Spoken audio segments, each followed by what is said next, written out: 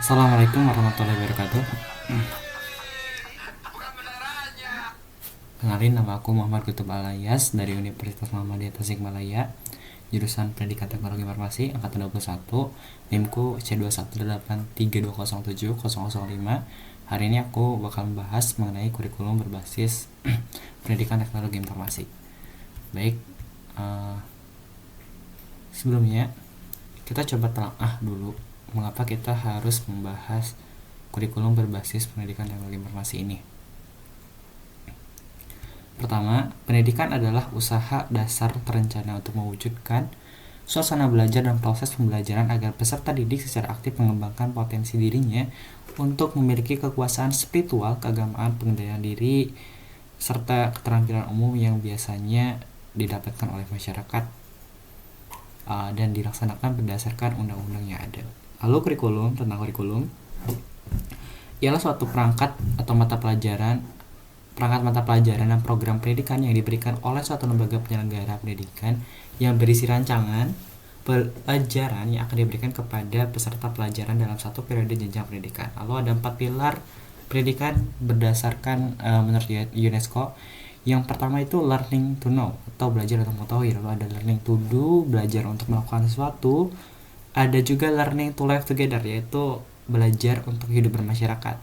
Lalu yang terakhir ada learning to live together, itu ya sama kayak tadi ya. Oke, ada kurikulum berbasis TIK.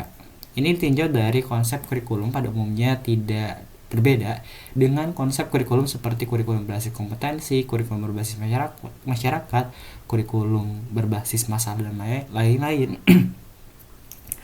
Perbedaannya itu terdapat pada pembahasan mengenai pembelajaran yang secara eksplisit memunculkan keterlibatan TIK atau teknologi informasi dan komunikasi di dalamnya, seperti manajemen kelas dan sumber belajar berbasis TIK, pemanfaatan internet dalam pembelajaran, e-learning, multimedia, dan hypertext dalam pembelajaran.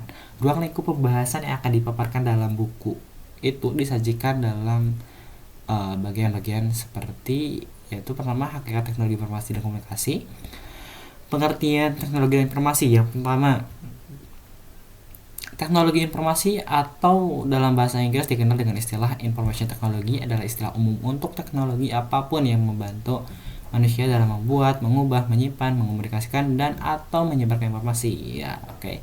Selanjutnya, teknologi secara dalam ruang lingkupnya ialah yang pertama teknologi ada teknologi input, yang kedua ada teknologi output, yang ketiga ada software, yang keempat ada storage teknologi atau memori, yang kelima ada telecommunication teknologi atau teknologi komunikasi, ya, yang keenam ada processing mesin atau mesin pemroses seperti CPU dan lain-lain. Nah, oke, selanjutnya ada teknologi komunikasi. Nah, apa teknologi komunikasi? Ialah satu proses pertukaran kata atau data, entah berbentuk tanda, kata, atau informasi dengan orang lain. Itu dilakukan baik secara verbal maupun non-verbal, jadi melalui kata-kata atau melalui teks atau bahkan bisa melalui gambar juga. Nah, tujuannya apa? Tujuannya adalah agar menghasilkan satu kejadian tertentu. Oke, selanjutnya ada menurut Everett M. Rogers di tahun 1986, halaman 32, dia mengemukakan bahwa yang dimaksud dengan teknologi komunikasi termasuk media adalah mikrokomputer, teleconferencing, teletext, video text, interaktif kabel television, dan communication satelit. Nah, lalu ada pendekatan teknologi informasi dan komunikasi. Pendekatan teknologi informasi dan komunikasi itu adalah apa? Peningkatan teknologi informasi dan komunikasi, tingkat integrasi teknologi informasi dan komunikasi dalam pendidikan dan kurikulum telah membawa manfaat yang besar. Akses yang lebih luas ke sumber-sumber belajar, pembelajaran yang lebih menarik melalui perangkat lunak di edukasi dan kolaborasi siswa, serta guru melalui platform online telah meningkatkan pembelajaran. Pendekatan tersebut meliputi yang pertama ada emerging approach, ada opening approach, ada integrating approach, dan ada transforming approach. Selanjutnya adalah hakikat pengembangan kurikulum. Oke, yang pertama itu saya coba jelaskan dulu pengertian dari kurikulum. Secara etimologis, kurikulum berasal dari kata dalam bahasa latihan, yaitu curir. Curir yang artinya pelari atau kurir yang artinya tempat berlari. Jadi istilah kurikulum dari dunia olahraga pada zaman Romawi kuno di Yunani.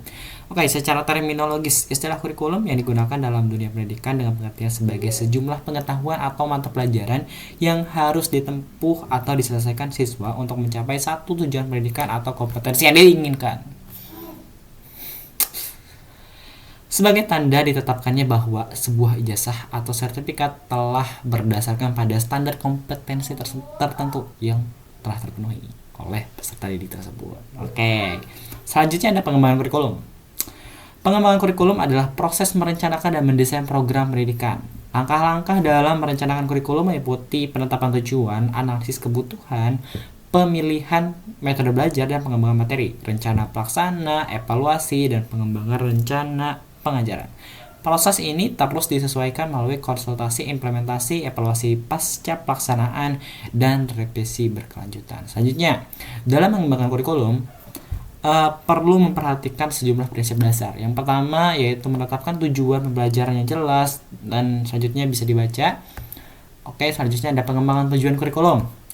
Hierarki tujuan pendidikan mencakup tujuan pendidikan nasional, tujuan lembaga pendidikan, tujuan program kurikulum, tujuan pembelajaran, tujuan siswa, dan tujuan instruksional. Ini membantu mengorganisasi atau mengorganisir dan merinci tujuan pendidikan mulai dari tingkat nasional hingga tingkat pembelajaran. Oke, selanjutnya ada klasifikasi menurut Bloom.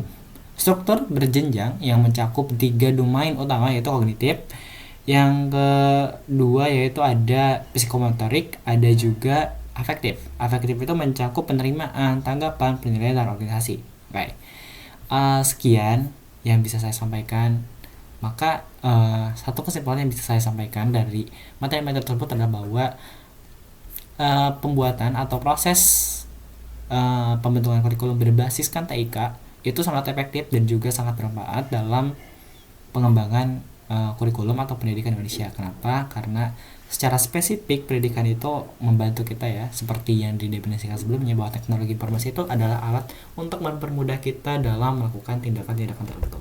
Maka teknologi informasi akan membantu kita dalam melakukan pendekatan, terus proses pembelajaran dan lain-lain dalam teknologi informasi komunikasi. Salah satunya adalah melalui metode online ini. Misalnya kita bisa berkuliah secara jarak jauh. Oke, sekian dari saya. Wassalamualaikum warahmatullahi wabarakatuh. Oke, untuk refleksinya sama seperti kesimpulan udah